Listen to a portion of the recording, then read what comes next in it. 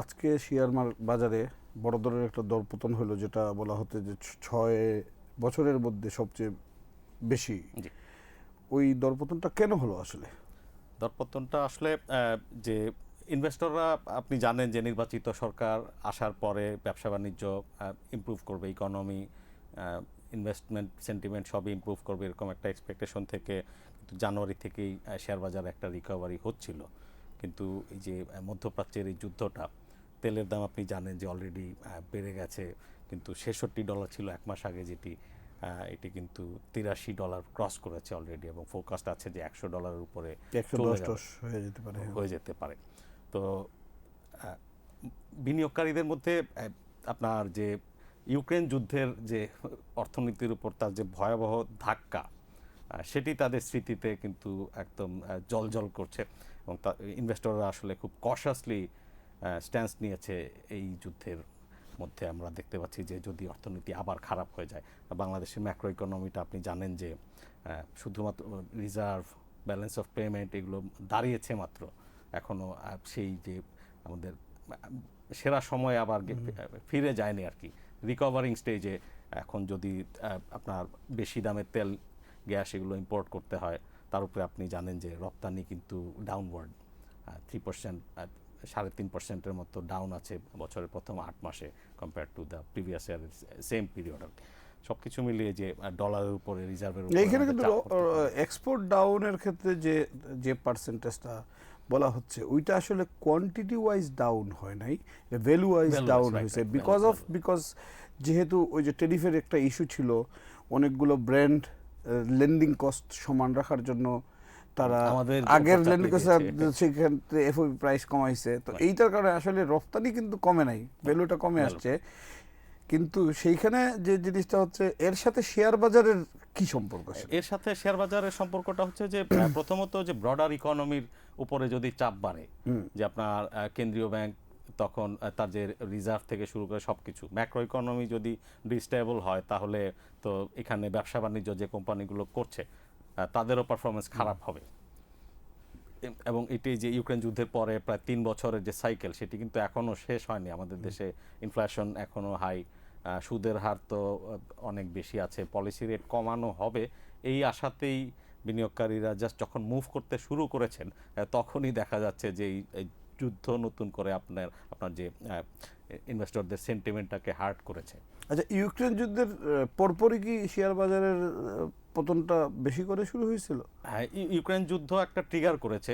Ukraine যুদ্ধ আমার মনে আছে, যখন রাশিয়া যখন ইউক্রেনে আপনার অ্যাটাক করে, some of the biggest groups, investor groups, তারা প্রথম 3 থেকে 4 দিনে মোটামুটি যতটুকু পেরেছে যে পসিবল অনেক শেয়ার বিক্রি করে দিয়েছে, দ্য স্মার্টেস্ট ওয়ান্স। আর যারা একটু অপটিমিস্টিক ছিলেন তারা ওয়েট করেছে, এবং তাদের দেখা গেছে যে দাম কমে যাওয়ায় তাদের লস হয়েছে। ওই সময় কিন্তু কোভিড ছিল, কোভিডের পরপরই ইউক্রেন যুদ্ধ, তো যে কারণে দুইটার একটা বড় এফেক্ট ছিল। কিন্তু সাধারণত কি হয়, বাংলাদেশে যখন নতুন সরকার আসে শেয়ার বাজার কিন্তু বাড়ে। তা আমাদের ঠিক উল্টাটা হচ্ছে, এটার কারণ কি? বাড়ছিল।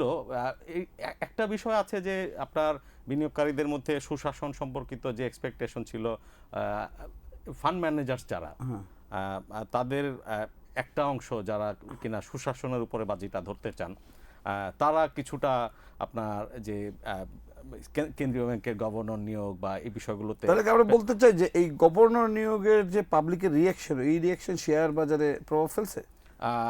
এটি আসলে এখন মিক্সড, দুই রকমই আছে।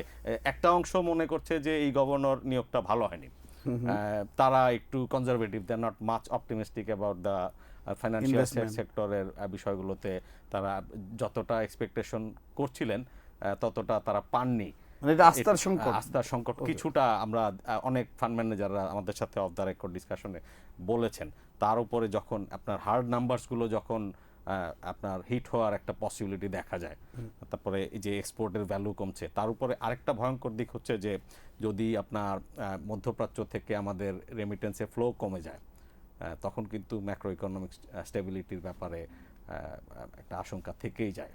আচ্ছা, এখন যদি বাংলাদেশ ব্যাংকের গভর্নর তো আবার মনে হয় সম্প্রতি বলছেন যে তিনি ইন্টারেস্ট রেট কমাবেন, সেই ক্ষেত্রে কি শেয়ার বাজারে ইনভেস্টমেন্ট বাড়ার চান্স আছে? জি, পলিসি রেট কমলে আমাদের শেয়ার মার্কেট ঐতিহাসিকভাবেই দেখা গেছে যে আমরা এমনিতে মুখে লোকজন বলে যে শেয়ার মার্কেট কোনো ফান্ডামেন্টালস হয়তো একটা পার্টিকুলার কোম্পানির আর্নিংস বা সেলসের সাথে হয়তো আপনি রিফ্লেকশন স্টক প্রাইসে সবসময় পাবেন না, বাট ব্রডার যে ম্যাক্রো ইকোনমিক ইন্ডিকেটরস, তারপরে এই যে সুদের হার, এই সাইকেলগুলোর সাথে আমাদের শেয়ার মার্কেটের গতিবিধি খুবই কোরিলেটেড ঐতিহাসিকভাবে দেখা গেছে। যখন সুদের হার কমতে থাকে তখন কিন্তু শেয়ার মার্কেট ঊর্ধ্বমুখী থাকে, আর যখন সুদের হার বাড়তে শুরু করে তখন আপনার শেয়ার মার্কেটে কিন্তু আস্তে আস্তে আপনার বিক্রয় চাপ বাড়তে থাকে।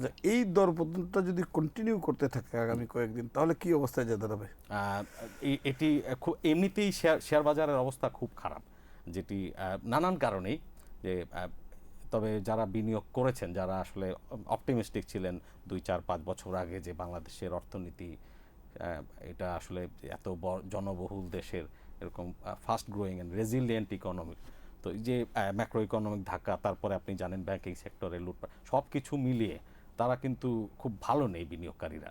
আর তার মাঝখানে যারা আপনার মার্কেটে স্পেকুলেশন, তারপরে এই যে আমাদের স্ট্রিট লেভেলে যে সমস্ত রিউমার চেজ করেন খুব দ্রুত বড় লোক হওয়ার জন্য, তারা বেশি লোকসান করেছেন।